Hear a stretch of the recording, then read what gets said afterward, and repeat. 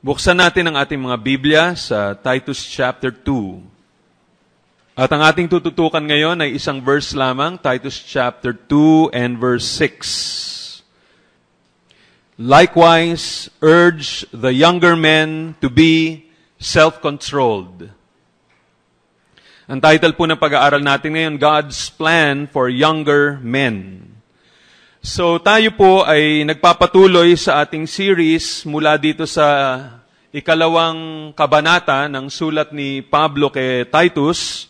Tinitingnan natin ang plano ng Panginoon Diyos para sa iba't ibang mga edad at iba't ibang mga gender dito sa mga iglesia sa isla ng Crete.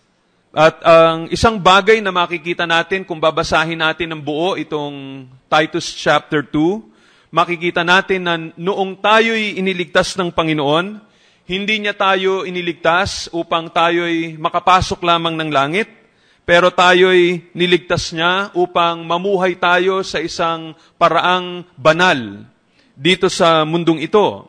Mababasa natin ito sa Titus chapter 2 verses 11 up to 14 na ganitong nakalagay, "For the grace of God has appeared, bringing salvation for all people, training us to renounce ungodliness and worldly passions and to live self-controlled, upright, and godly lives in the present age, waiting for our blessed hope, the appearing of the glory of our great God and Savior Jesus Christ, who gave himself for us to redeem us from all lawlessness and to purify for himself a people for his own possession who are zealous for good works."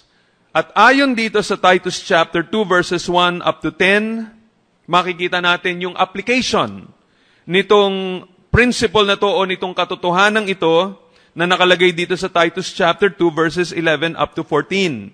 So yung application dito sa Titus chapter 2 verses 1 up to 10, makikita natin si Pablo, binibigyan niya ng instruction si Titus na ituro niya sa iba't ibang mga age and gender groups etong standard of conduct na ito. Dito sa mga mananampalataya sa isla ng Crete. Those who have really received the gospel and been truly saved, whether young or old, male or female, leaders or subordinates, they will find their lives living up to such godly standards that we read here in Titus chapter 2. Kailangan ito ang ginagawa nila. Dapat ito ang resulta ng kanilang pananampalataya kay Kristo. At na-cover dito lahat ng mga age groups, lahat ng mga genders. In other words, kung titingnan natin sa ating iglesia, or siguro pwedeng idagdag na, kung gusto nating malaman kung ang ating iglesia ay talagang healthy church, all we need to do is to look at the different groups in our church and see if they match Paul's standard of character and conduct that is found here in Titus chapter 2 verses 1 up to 10. Yun lang ang kailangan gawin natin. Tingnan natin ng mabuti kung ito ba ay tatapat dito sa nakalagay rito. In other words, when we look at our older men, do they live according to the standard for older men in Titus chapter 2 verse 2 na ang nakalagay, older men are to be sober-minded, dignified, self-controlled, sound in faith, in love, and in steadfastness. Kung kine-claim nila na sila ay totoong mga mananampalataya, kung sila'y mga matatandang lalaki, dapat ito ang nakikita sa kanilang buhay. Pag tiningnan natin ang mga older women sa ating iglesia, do they match the standard Paul writes about older women here in Titus chapter 2 verses 3 and 4? Are they reverent in behavior, not slanderers or slaves to much wine? Do they teach what is good and so train the young women to love their husbands and children, etc.? What about our young women? Have they been trained by older women to love their husbands and children, to be self-controlled, pure, working at home, kind and submissive to their own husbands, that the word of God may not be reviled? So itong mga bagay na makikita natin dapat sa ating iglesia, sa mga tao, mga iba't ibang grupo sa ating iglesia, pag kine-claim nila na sila'y mananampalataya, dapat itong nakikita sa kanilang mga buhay. If the different age and gender groups in our church live according to the standards that are found here, they will effectively influence others for Christ. They will silence the opponents of Christianity, and they will adorn the Word of God. Yan ang mga bagay na sinasabi ni Pablo rito sa section na ito. Now, having discussed the older men, older women, and young women, Paul now addresses another group of people na tinatawag dito na younger men dito sa Titus chapter 2 and verse 6. And so, ngayong nais nating tingnan, ano ba ang plano ng Panginoon Diyos? Ano ba ang kagustuhan ng Panginoon para sa mga younger men? Ano ba ang standard of character and conduct niya para sa kanila? And so today, sisimulan nating tingnan kung ano sinasabi ng Panginoon Diyos para sa mga young adults natin, and particularly dito sa tinututukan ni Apostle Paul dito, yung mga nakababatang mga lalaki. Now, Paul begins his counsel for young men with the word likewise. This is the same word that Paul used when he addressed the older women in Titus chapter 2 and verse 3. Tingnan niyo sabi ni Paul doon, older women likewise are to be reverent in behavior, etc. So, ganun din na sinabi niya. Sabi niya, likewise, itong mga younger men, ganito rin. Pagkatapos niyang may banggitin patungkol sa mga older women. Now, what comes to my mind when I read the word likewise, older women, likewise, urge the younger men. Ang pumapasok sa aking isipan ay ganito, no age or gender is exempted from living according to God's standard of holiness. Unang-una, sinabi ni Paul, dapat ganito ang mga older men. Siguro isipin ng iba, para sa mga older men lang. Dapat nga naman. Matatanda na sila hindi na dapat sila mga dirty old men. Dapat sila disciplined old men. Dapat sila godly old men. So maybe you might think, para sa kanila lang itong mga counsel na to. But the Apostle Paul says, older women, likewise, dapat ganun din. Hindi lamang ang mga kalalakihan o mga matatandang mga lalaki sa iglesia ang dapat pinapaalalahanan ng standard ng Panginoong Diyos patungkol sa kabanalan, pati mga matatandang babae, hindi exempted dito. Hindi lamang matatandang mga babae, dapat mga mas nakababatang mga babae. At hindi lang din mga nakababatang babae, pati na rin ang mga nakababatang mga lalaki. So makikita natin dito na nakocover lahat. Walang sino man sa atin ang pwedeng magsabi, talagang yung holiness, para sa kanila lang yan, hindi na yan para sa akin. Ako ay nasa edad na kung saan pwede akong mag-enjoy ng aking buhay. Pwede ko munang gawin, pwedeng ipagpaliban ko na muna yung holiness ko at godliness ko. Anyway, marami pang panahon para dyan. Wrong. Lahat tayo dapat, pati yung mga youth dito sa ating kalagitnaan, dapat maalala nyo, likewise, the message of holiness is also for you. If you claim to be a Christian, kung kayo ay dinidisiplina ng inyong mga magulang, dapat ang lakad ninyo, lakad ng kabanalan. Yan ang panawagan ng Panginoon Diyos. Everybody, whether male or female, young or old, church leader or slave, kahit na church leader na tulad ni Titus, or kahit ikaw ay slave, tulad ng inaddress ni Apostle Paul dito, you are required to be holy. And so in the same way that the other groups have been called to live a godly standard, so in this case of young men, pati sila, sinasabihan ni Apostle Paul, likewise you too, live godly lives. Now here Paul instructs Titus to take up personal leadership and personal care over young men. Very interesting. This was a different approach compared to how Titus was to deal with younger women in verse 4. In Titus chapter 2 verse 4, Paul does not directly tell Titus, this is what you do. Merong isang grupo sa ating iglesia, sila yung mga younger women, ikaw mismo personally deal with them. That's not how he does it. Hindi ganun na sabi ni Paul sa kanya. Sabi ni Apostle Paul sa kanya, Titus, ganito ang gagawin mo para sa mga younger women. Don't deal with them directly. What you do is, you instruct the older women, and then, the older women will instruct the younger women. I think that's a very good principle, lalo na sa aming mga pastor, elders. Magandang paalala ito para sa amin na mag-iingat kami pagdating sa ministry sa mga younger women. Marami ng mga pastor na bumagsak sa kasalanan ng immorality or adultery dahil sa napakahabang panahon na ginugugol nila towards younger women. I think there's nothing wrong kung sakaling merong immediate need at biglang nakausap na lang ng pastor, yung younger women, but I don't think it's right na merong napakahabang counseling sessions at patuloy na counseling sessions with a younger woman. Kinakailangan, pag nakikita na ng pastor na, nagiging dependent naman itong babaeng ito sa akin, itong nakababatang babae na ito.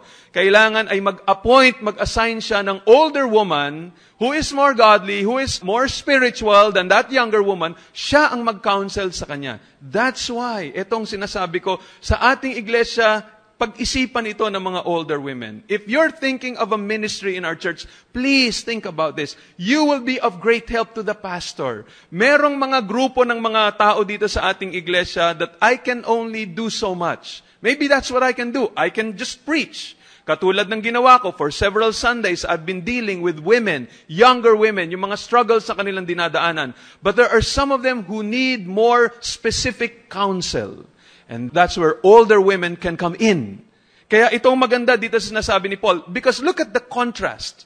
Sa younger women, hindi siya direktang magka-counsel sa kanya. Pero sabi niya, sa younger men, tingnan niyo sabi dito sa verse 6, likewise urge the younger men to be self-controlled. You see, hindi ganun ang pagkakasabi ni Paul na gagawin ni Titus towards younger women. Ang younger women, older women ang magka-counsel sa kanya. Pero, pagdating ng younger men, makikita ninyo, more direct, more personal ang ministry niya para sa kanila. And perhaps this could also be saying na maaring si Titus at this point was also a young man. Bata pa rin siya na pwede siyang maging model, pwede niyang maturuan, pwede niyang directly mabigyan ng payo yung mga younger men dito sa congregation. And so, that's a very good reminder for all of us. Now, look at Paul's instruction. Sabi niya dito, Paul instructs Titus to urge the younger men. The word urge is stronger than the word teach na makikita natin sa Titus chapter 2 verse 1. Sabi ng Titus chapter 2 verse 1, but as for you, teach what accords with sound doctrine. Pero yung ginamit na salita dito, urge, dito sa Titus chapter 2 verse 6, this is a stronger word. The Greek word for urge is a familiar New Testament word. It has a wide range of meanings. It means to come alongside and exhort or encourage. It can also mean urge, that is to entreat earnestly or to encourage strongly to do something and often repeatedly. It also means to admonish, which is to give advice or warn in order to rectify or avoid something. The method of urging or admonishing, of course, is through the spoken word of God. Hindi mo lamang sila sinasabihan na ito gawin ninyo na wala kang biblical basis. Dahil ito'y iglesia, kailangan kung merong isa na ang feeling niya, panawagan niya, siya ay elder, isang pastor, dapat alam niyang gamitin ang salita ng Panginoon Diyos to urge, to counsel. You need to learn to use the Word of God. You don't just share your experiences and say, nung ako'y ganito, nung ako'y dumadaan sa ganito, ito ang aking ginawa. What is your biblical basis for doing so or for doing such a thing? So, you urge them using the Word of God. And in this command to urge the younger men, Paul uses the present imperative. Just a little Greek grammar here. This means it is a command calling for continuous action. Yung urge dito, laging ginagawa. This is not a one-time urging. Young men need to be admonished or urged again and again. This is something that needs to be repeated. Hindi dahil isang beses mo sinabihan ng isang young adult na dapat wag mo nang gawin ito, tapos na yon. And then, pag bumagsak siya doon sa kasalanan, sabi mo, bakit mo ginawa yan? Sinabihan na kita minsan Kasi nga, sabi ni Paul, it must be something that should be done continuously, laging paulit-ulit, laging sinasabihan ng mga young adults, ingat kayo sa ganito. I think this is very much in line with what the author of Hebrews, in Hebrews chapter 3, verses 12 and 13 says. Ito sinabi ng author doon, take care, brothers, lest there be in any of you an evil, unbelieving heart, leading you to fall away from the living God. And then verse 13 says, but exhort one another every day, as long as it is called today, that none of you may be hardened by the deceitfulness of sin. Lalong kailangan ito ng mga young men. Dapat laging may accountability sila, may nagpapaalala sa kanila, kinakausap sila ng mas mature sa iglesia na, ingat ka sa ganito, pupunta ka na, lilipat ka na sa Manila, sa Cebu, sa ibang lugar, doon ka na magka-college, ingat ka, pwede ba, mag-email tayo lagi, may accountability tayo. They need to be reminded again and again. Parents, Magandang paalala to para sa atin. The fact that the Apostle Paul tells Titus to urge continuously, it is a reminder for you, kung meron kayong mga anak na nasa Manila, nasa ibang lugar, always communicate with them. Keep on reminding them, anak, mag-ingat ka sa pagbisita mo sa website, sa internet. Anak, mag-ingat ka sa mga barkada. Huwag kang magsasawang makinig. And we must tell our children, anak, huwag kang mapapagod, huwag kang magsasawa, huwag kang maiinis. Huwag mo sabihin, ano ba naman, paulit-ulit na lang sinasabi niyo sa akin yun. No, you need to be reminded again and again. To urge is something that you must do continuously. Now, how young are the young men being referred to here? Ano kayang edad nila? Kasi young men, that's very interesting. Pero alam nyo, to be honest with you, I am not really sure. Sa palagay ko, yung young men dito, I think, now this is my intelligent guess, my guess is that includes males 13 years old and older, and perhaps in his early, maybe in his 30s. Maybe that's young men. Now, why do I say this? This is the reason why I make that guess. The first is, the reason why I say 13, sinasama ko yun sa young men, because of what is called the bar mitzvah. Ano ba yung bar mitzvah? A 13-year-old Jewish boy considered an adult and responsible for his moral and religious duties. According to the Encyclopedia of Judaism, bar mitzvah, popularly translated as son of the commandment, the attaining by a boy of his religious and adulthood and responsibility on reaching the age of 13. The Mishnah, this is the collection of the early oral interpretations of the scriptures, states that 13 is the age for observing the commandments. A 13-year-old boy is considered one who is responsible and punishable for his actions. At age 13, the male child becomes liable for his own transgressions. No longer does his father bear this responsibility. And so I think, kasama yon, pag sinabi ni Apostle Paul, young men, I think that includes, lalo na sa kanilang culture noon, 13 years old. And by the way, that's very interesting also. Pinapakita dito, there's no such thing as the so-called adolescent stage. Parang I think that's a myth. Yung dito na sasabihin mo, adolescent yan, and this is the age between childhood and adulthood, and this is that middle age wherein you're free to be wild, you're free to do all sorts of things, and it's okay, everyone understands that's the stage wherein kids are troublesome, kids do all sorts of things. We can excuse them for all of their misbehavior and foolishness. I think that's wrong.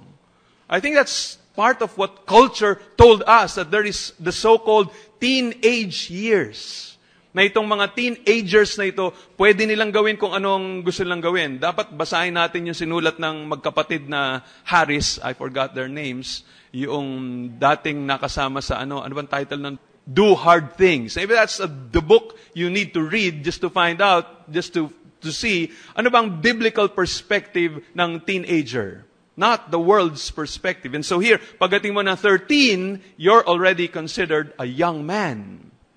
And another reason why I feel na this is between 13 or maybe up to early 30s or in the 30s, because according to 1 John chapter 2 verse 14, merong nakalagay dito na dalawang categories. It says, I write to you fathers.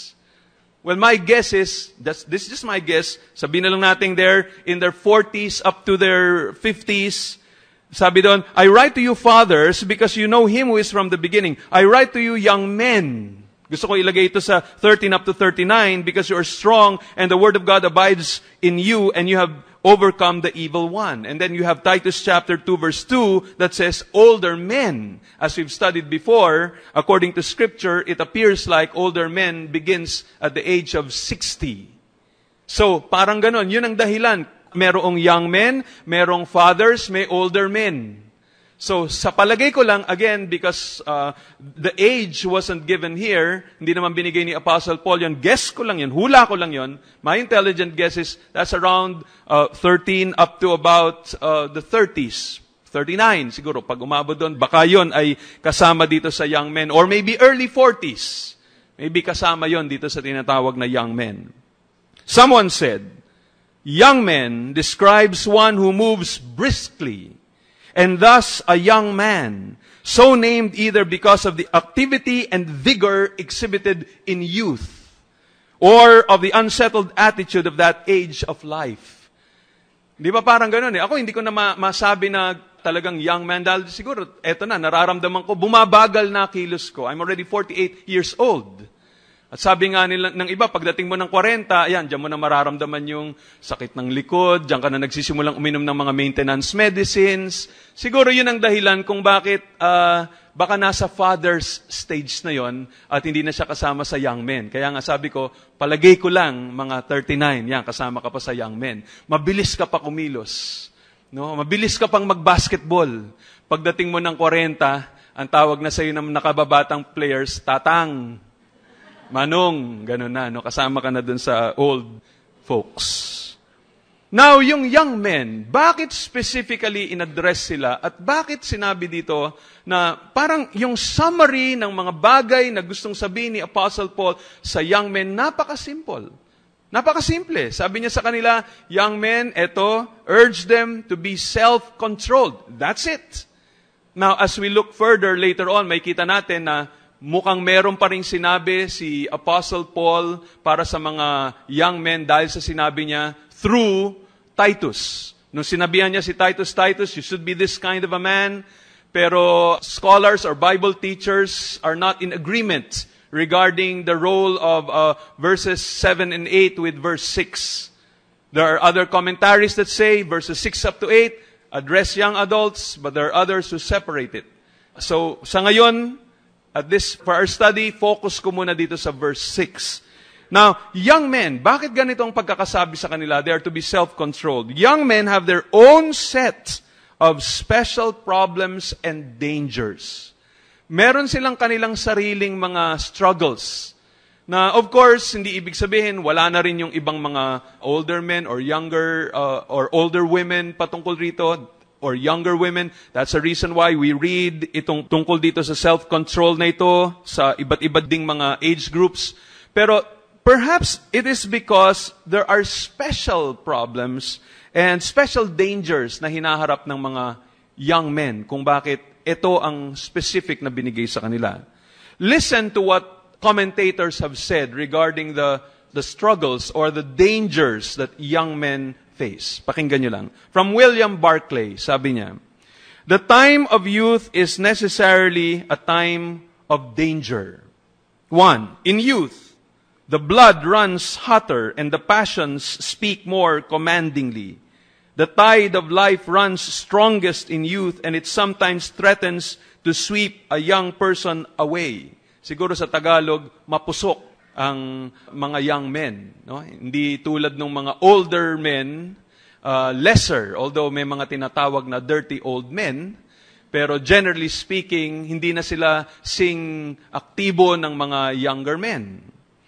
Next, sabi ni William Barclay, in youth there are more opportunities for going wrong. Young people are thrown into company where temptation can speak with the most compelling voice. Often they have to study or to work away from home and from the influences which would keep them right. Wala na yung kanilang mga tatay, wala na yung kanilang nanay, wala yung kanilang iglesia. I know of some of our kids here, nag-aaral ngayon sa ibang mga lugar, nasa Manila, nasa abroad, and kung hindi sila nailagay sa isang Christian environment, may mga temptations na hindi nila na-experience before when they were here. Nung sila'y binabantayan ng kanilang mga magulang, nung sila'y laging kasama ng kanilang mga magulang, nung sila'y regular na nakaka-attend ng youth program natin, laging part sila ng mga church activities. Now that they're far away, mas malaki yung temptation na kanilang hinaharap. He has not yet taken upon himself the responsibility of a home and a family. He does not yet possess the anchors which hold an older person in the right way through a sheer sense of obligation. In youth, there are far more opportunities to make shipwreck of life.